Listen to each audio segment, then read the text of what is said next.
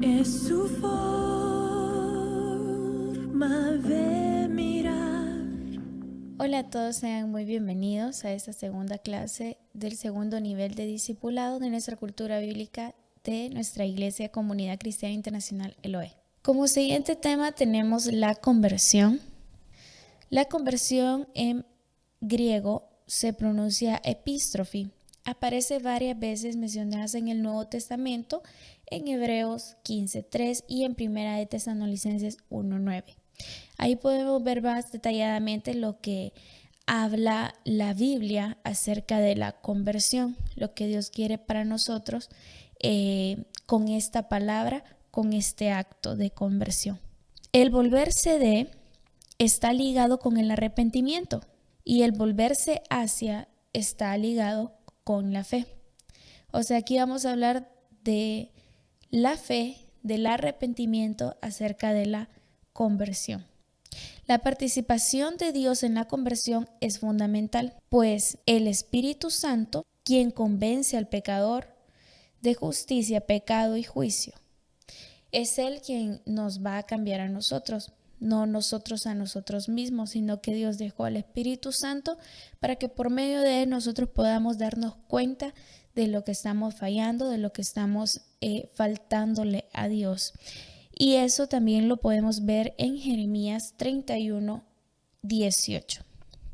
Como siguiente tema tenemos la elección.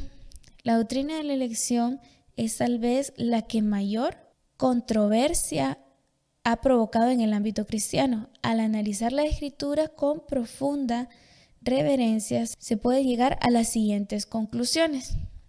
Número 1.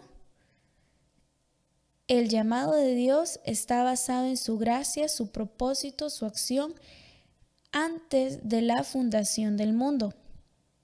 Dios determinó el plan de salvación totalmente aparte de las obras. Eso lo encontramos en Efesios 1:4.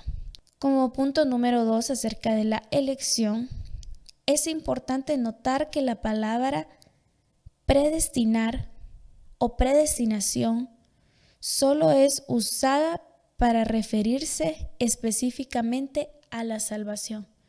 O sea que cuando en este tema nos estén hablando de predestinación o predestinar acerca de nosotros, que Dios nos quiere hablar, nos está hablando acerca de la salvación. Eso lo podemos encontrar en Efesios 11:12. Número 3, acerca de la elección. El preconocimiento en el llamado a salvación.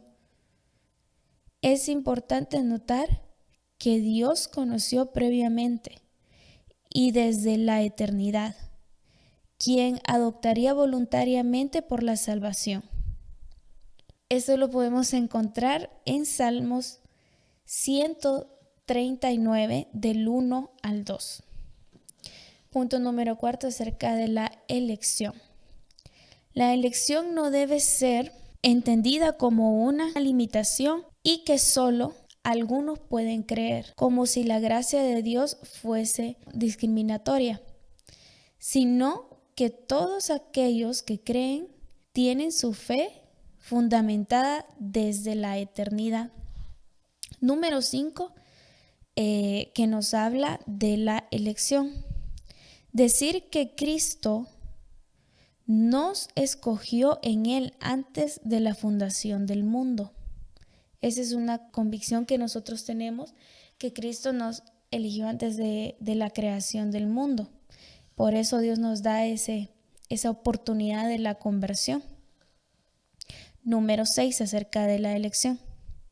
Debe existir una respuesta de fe por parte del ser humano. Lo podemos ver en 2 de Pedro 3:9. La elección no obliga a nadie, pero sí es el trasfondo de todo aquello que en fe responden así a la gracia de Dios. Número 7.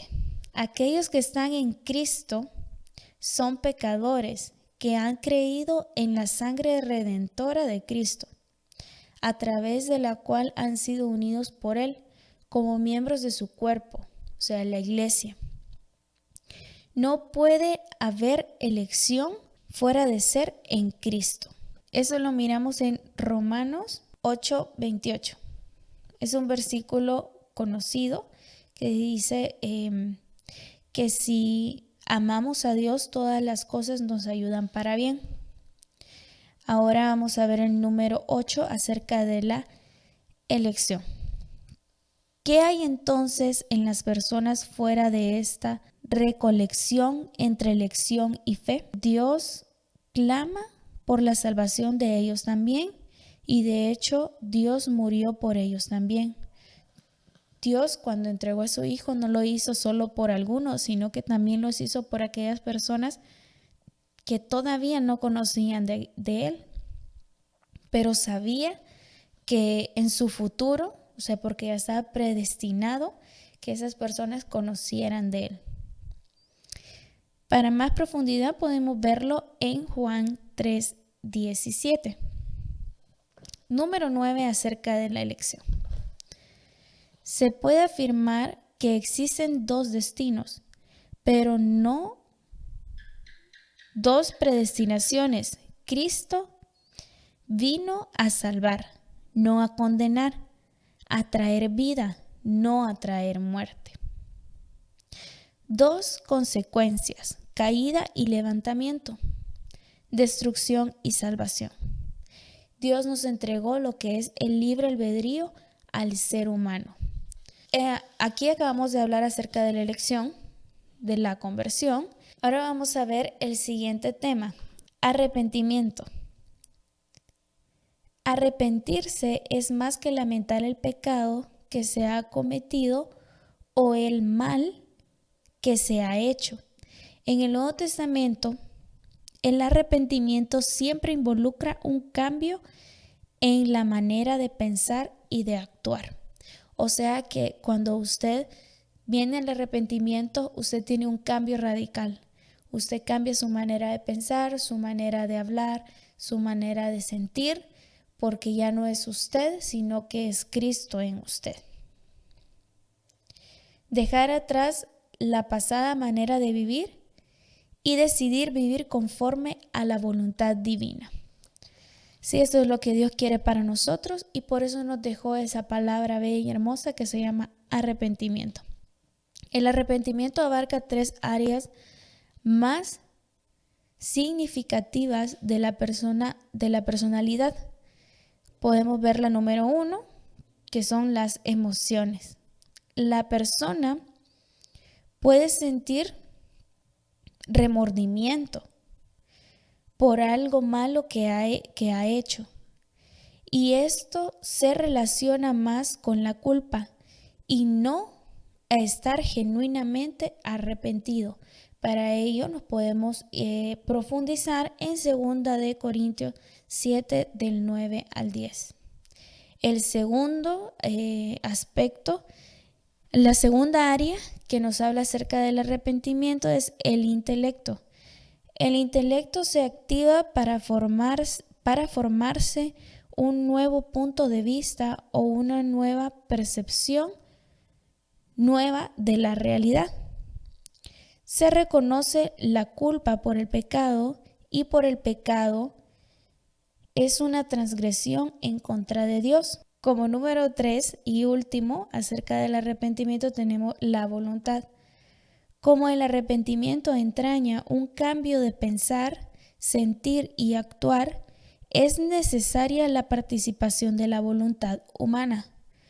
¿Por qué? Porque si usted no hace esa decisión, Dios es un caballero y Dios no va a poder entrar. Dios está a la puerta de su corazón y está tocando, está esperando que usted le deje entrar y cene con Él, ¿verdad? Entonces, por eso la voluntad es esencial acerca del arrepentimiento.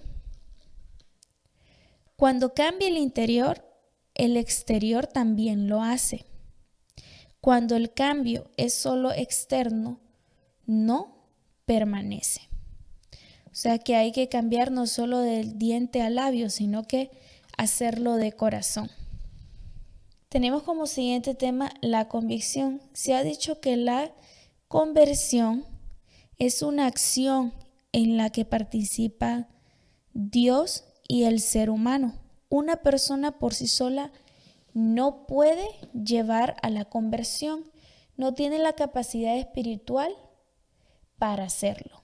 O sea que se necesita de Dios para tener ese cambio genuino y no solo de nosotros mismos, porque nosotros tenemos una fuerza limitada, tenemos una voluntad limitada, tenemos un intelecto limitado, tenemos emociones limitadas, pero Cristo no las tiene, Cristo va más allá. Entonces por eso necesitamos a ese ser espiritual para que nos haga entender, razonar y decirnos basta de ese camino y llevarnos a un arrepentimiento. El Espíritu Santo, dentro de su ministerio relacionados con la salvación, es quien convence al hombre o a la mujer de pecado, justicia y juicio. Para eso quiero que nos vayamos a Juan 16:8. El Espíritu Santo redarguye a la persona de una condición pecaminosa. El medio que usa el Espíritu puede ser hablar a la conciencia del individuo o hacerle sentir redarguido por una palabra leída o escuchada. Muchas personas cuando uno les habla sienten esa necesidad y ese vacío en su corazón y dicen solo Dios lo puede llenar. Ese es el Espíritu Santo que lo está usando a usted para que esta persona llegue al arrepentimiento. Pero usted no lo está haciendo, sino que es Dios utilizando un instrumento para poder, un canal, instrumento, para poder llegar a esta alma que está en necesidad de este arrepentimiento. La labor del Espíritu Santo es mostrar la verdad a la persona en cuanto a la realidad de su pecado. El pecado por cuanto no creen en mí. Eso lo podemos encontrar en las Escrituras en Juan 16:9. Nadie puede ser salvo si no cree en Cristo. Volvemos y repetimos, ¿verdad? Acerca de lo que vimos en la parte de arriba del folleto, en donde nos dice que necesitamos de Dios para tener un arrepentimiento genuino, porque una persona o nosotros mismos no podemos hacerlo. Necesitamos a ese ser espiritual que nos guíe cómo hacerlo correctamente. La justicia de Cristo y la justificación que se encuentra en Él. Eso también lo miramos en Romanos 5:1. En otras palabras, el Espíritu Santo actúa para convencer a la persona de su condición de pecado, de su necesidad de salvación a través de Cristo. Y como último subtema tenemos acerca de la fe, hablando acerca del tema de la conversión. Nos podemos hacer una pregunta, ¿qué es la fe? Aunque la Biblia no da una definición explícita o detallada de la fe, el pasaje continuamente utilizado para explicarla es Hebreos 11:1. Es pues la fe, la certeza de lo que se espera, la convicción de lo que no se ve. Esto es lo que nos han enseñado y en las Escrituras aparece. ¿Por qué la fe no está definida en la Biblia? Porque es algo que usted tiene que creerlo. No es algo que se siente, no es algo que se puede tocar, sino que es algo que nace de su corazón y que el Espíritu Santo pone en usted, porque ese es uno de los frutos del Espíritu Santo, la fe. Es su forma